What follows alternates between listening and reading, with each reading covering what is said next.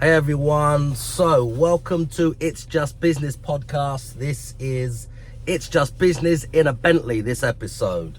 So this episode is for you guys who want to learn or want to understand, is it possible to buy a house in the UK for £1? Okay, now this is the thing. I posted something on social a while ago. It was actually on TikTok originally and it went viral.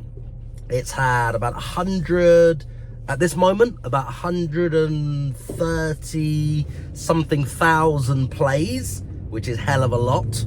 It's also had about 5,500 comments, I don't know, 600 and something shares and saves.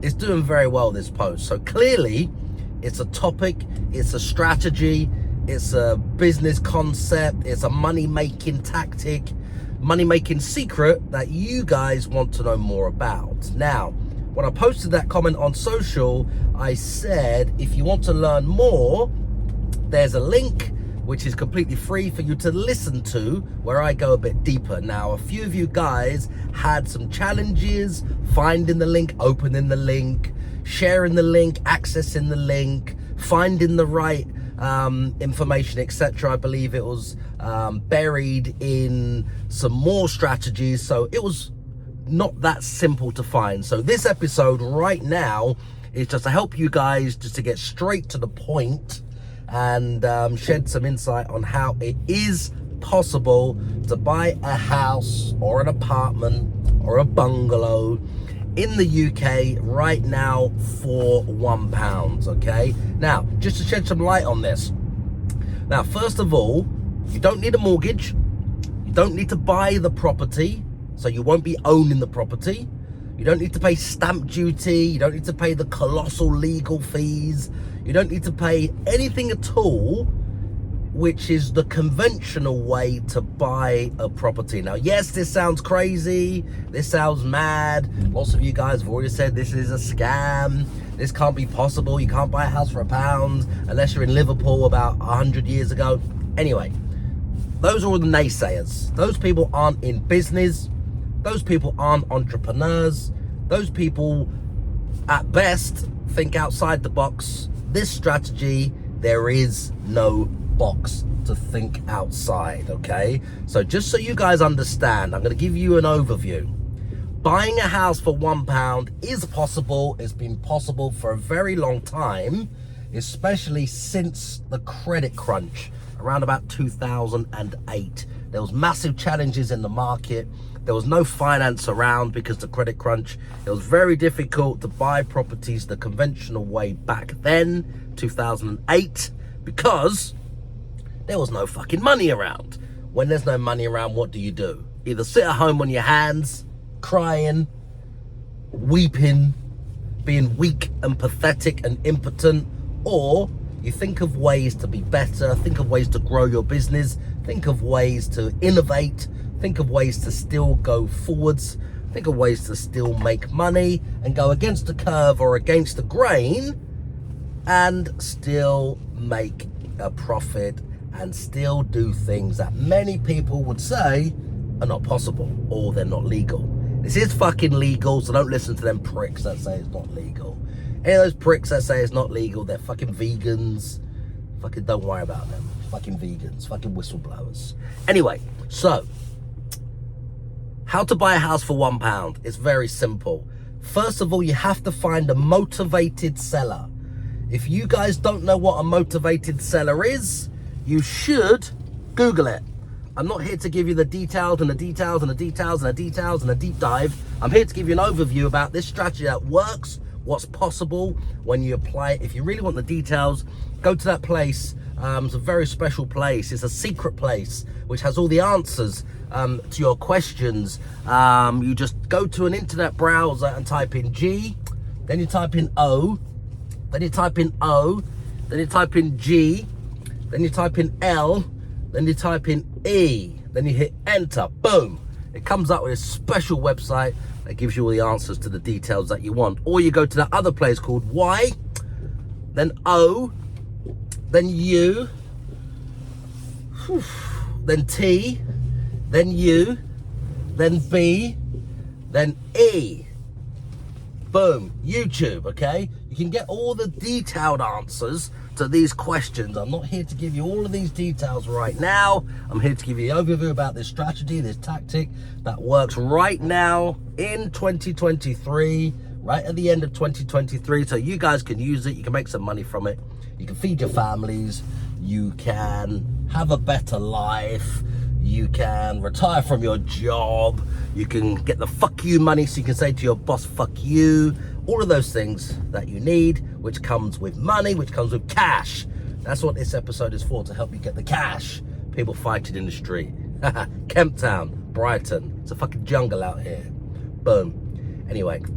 So, you need to find a motivated seller. That's a seller that has a pain. Seller of a house that has a desire to sell their property. They got a pain. They've got a problem. They need a solution. They're looking for someone that can help. The person that can help is you.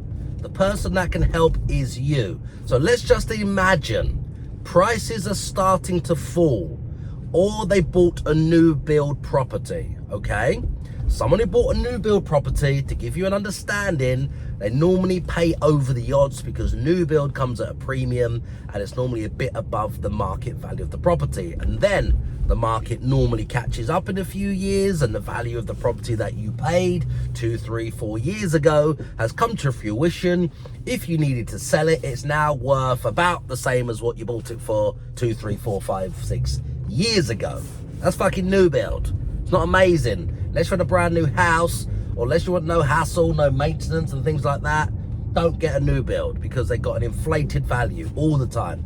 Anyway, let's say it was a new build property that was bought a few years ago, or let's say the market is falling and it's declining. What happens? That property is now not worth as much as the person bought it for, which is exactly what's happening right now in the market, with the dollar crashing, going to zero, with inflation across the world and in the UK. So as you can see, mortgage rates, interest rates going through the roof, the highest they've been for a very long time. They've been very low for a very long time. So all of these things do what? Force house prices down, which makes sellers panic, which means it's a buyer's market. That's the market we're in right now, and this tactic works perfectly in this market that we're in right now, which is a buyer's market. So let's just say, to keep it really simple, you bought a house for 250 grand 3 years ago. Your house is now worth 250 grand 3 years later, or your house is worth 240 grand, a little bit lower. Now let's imagine you wanted to sell, you had to sell, you needed to sell, you're relocating somewhere else for a job.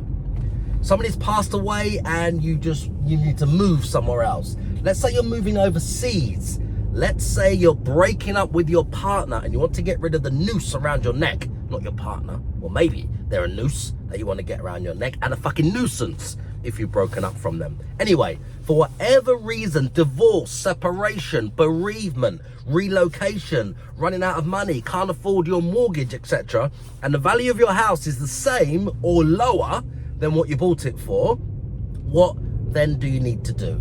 Now, what I'm saying is those people would need to put money in to sell their property. There's agent fees, 1%, 1.5%, including VAT. There's legal fees, there's closing costs, there's moving costs, there's maintenance, there's a bit of refurbishment. Maybe there's a redemption penalty in their mortgage for getting out of their property early. There's lots of different things that they would have to pay for if they sold their property today. Now, let's just assume those costs come to around £15,000. You bought the house for 250. The house is now worth 250. Minus the £15,000, your house is worth £235,000, which means you need to find, or the seller needs to find, £15,000 just to sell their house. So they're not making any money. They're not going to benefit from any money. They're not going to get any money. They're going to have to raise 15 grand, 15 bags of sand just to sell their house. This is where you come in with this strategy. This is why this strategy doesn't work all the time in every market. But if you ask 100 people, 10 of them will be interested. If you put 100 offers in, 10 will be interested. 5 will say, this looks good, come round, let's try and work out a deal. 1 will go through. So it's just a numbers game it comes down to, making these offers in this particular way. So what would happen is, you're controlling the property and you're buying it at a point later in time. If you think about the mindset, it's different, it's a shift. You're not giving them all the money now, the £250,000 for them to walk away, close the mortgage down, everything else. You pay stamp duty because you're buying, they leave, etc., etc. The house is changed to your name on the title, etc., etc. Let's not overcomplicate it. All you're doing is paying a fee, which is £1. The £1 is the lowest legal transaction in the UK right now that makes this transaction legal, okay? It used to be a peppercorn years ago. Now it's £1. That's how you can buy a house for £1. So what you're doing technically is you're exchanging contracts with the promise to buy the property at a later point in the future. But right now, the £1 you put down enters you into this formal legal agreement, which is put together by your solicitor, sent to their solicitor. Their solicitor approves it, it's sent back to your solicitor. Your solicitor and their solicitor does the admin, like the normal conveyancing, registers this, registers that, puts on land registry, puts a notice and an interest on land registry, and everything else that needs to be done behind the scenes if you're a conveyancer or you understand how conveyancing works. So you have control over that property. Control, which is the main thing we're talking about here. So effectively, you've become the owner on paper. You have full control over that property. You would pay the mortgage, which is their mortgage.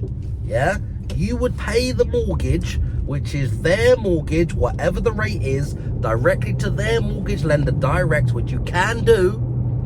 So effectively, you're sort of babysitting their loan. So just imagine buying a property in this particular way, when all you've got to do is think a little bit differently, where you give them £1, which is a legal amount to make it legal, this transaction. Then they leave the property, you move into the property, or you rent the property out, or you add value and resell it to somebody else. Whatever you want to do, that's another tactic or strategy that you stack on top, okay? You pay the mortgage, whatever the mortgage is, and then you have a period of time. It's usually 1 year, 5 years, 10 years, or even to the end of their mortgage term. However long their mortgage term is for, that is the term that you would usually ask for. They may have 5 years left. They may have 15 years left. They may have 21 years left on their mortgage. That would be now your new mortgage term, that you would be responsible to pay that mortgage directly to their bank. Now, the solicitor will make all of this legal and formal. I'm just here to give you the belief that this is possible. We've been doing it since around about 2008. We've been buying properties, controlling properties in this particular way. Now, what it gives you, the benefit is, let's say the house is worth 250 right now. You take on that deal at 250 right now. The seller is happy because they would have had to pay £15,000 to sell their house. Now they don't, okay? So they're £15,000 better off. Technically, they think you've paid £15,000 above the market value for their property, because it's really $235,000 they would get, but you're agreeing to give them $250,000. That covers all of their expenses. It covers the value of their property to redeem the mortgage. It may cover the mortgage redemption penalty and everything else, okay? So they're happy, you're happy. Now, you might be thinking, well, hold on a minute. I've paid £15,000 above the market value for this property, and we're in a declining market. That's not good. Next year, it's going to be worth less. Then next year, it's going to be worth less. Fuck that. If you know anything about property, since 1942, the property market has risen at 7% a year, every single year, on average. That's an average, okay? So just think of the line of an average, right? That's an average. There's peaks, there's troughs. There's peaks, there's troughs. There's peaks and troughs, but on average. So there will be recessions where the market will fall 30% in 1 year. There will be booms where the market will rise 30% in 1 year. There will be booms where the market will rise 10% in a month. There will be falls where the market will fall 10% and tank in a month, etc. And interest rates will go up, prices will go down, inflation, everything else. So peaks and troughs, but on average, very important. Since 1942, the UK property market has risen at around 7% a year. Every single year, 7%. So if you think, don't think short-sighted. Let's say you pay the market value for a property today, or even 10%, excuse me, I'm getting excited, even 10% above the market value for a property today, which I would do all day long and am doing. Let's say you have a 5-year or a 10-year or a 12-year option on the property, which is pay £1 now, take over the mortgage responsibility and pay the mortgage direct, complete at a later date. Let's say there's 12 years. So let's say for the first 3 years, the market is falling a little bit. Let's say even falls 15%. But then let's say for the next 10 years, the market rises at 5% a year. That's 50% it's risen and only a few percent that it's fallen. This is how the property market works. So when you're looking at these deals and thinking, hold on a minute, why would I pay, or anybody in their right mind pay 10% above the market value for something right now, if you've got 10 years on the option, you fucking dummy, to complete, you wait for the property to increase in value, then you sell it to somebody else. Let's say it's increased by 30% in 10 years time. You put £1 down, 30% is 75 grand on that property. You pay back the 250 that you agreed to buy it for fucking 10 years ago. And now you walk away with 75 grand pure profit. This is how this tactic works. This is how this strategy works. Think of it as an insurance policy. Think of it as a bank account. Think of it as an investment fund. You put a fucking pound in now, you little punk. A pound. One fucking pound. And then in 10 years time, don't be short-sighted, you get 75 fucking grand back. £1 in now, in 10 years time, 75 fucking grand back. How does that sound to you? Does that sound good? Or does that sound bad? £1 down now. Let's say it's gone up by that percentage, 30%. Yeah, 30%. In 10 years, that's not a lot, 30%. You get 75 grand back. You still owe 250. You can sell that property at any time between the day you sign the contract to the date that the contract expires, which is usually to the end of their mortgage term or like 6 months before. And whatever the property is worth then, you get all of the uplift. How does that sound? Is this making sense? Does this sound fair to you? Does this sound right to you? Are you understanding this? Is this going in? I hope this is going in, because this is fucking gold. This is fucking gold. This is how you print money from nothing. This is a fucking cash printing machine. So now you're armed with this tactic. How many would you take on? How many would you take on? And what market are you looking for? A declining market. The market we're in right now, people.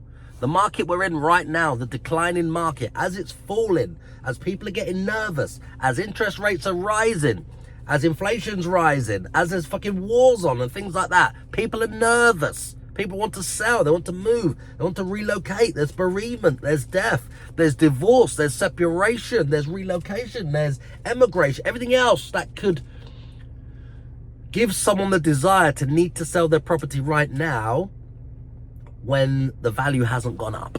So now you're armed with this. I hope you got some value from this episode. This is here to help you guys. Please leave a comment, leave a review, leave a rating. Some people will charge thousands for this in their £10,000 a year or month or minute, fucking, or £10,000 a second mentorship, just to share what I've shared with you today. Now you can go and do some research. You can go to Google. You can go online. You can look at this in a bit more depth. You'll be able to find some more things about it. It's called a lease option. Lease option is one of the terms on the internet, or delayed completion or lease option. If you're looking for a term to try and find something as quick as possible about finding out more about this, go and fucking Google it. Go and fucking Google it and find out a bit more. This will help you feed your family. This will save you from financial fucking turmoil. There's nobody else out there coming to save you. This is one tactic that we use of many, which works right now in the market, which will help feed your family. It will replace the average salary in the UK. It'll give you fuck you money, so you can say to your boss, fuck you. You don't need to work for them anymore. Stick the job up their ass, and you can start living the life that you deserve. I hope you got some value from this episode. Leave me a review and a rating. Share this podcast or this episode with anybody that you think would get some value from this episode. It's the only way this show grows. I have nothing for sale on here. Boom. Enjoy.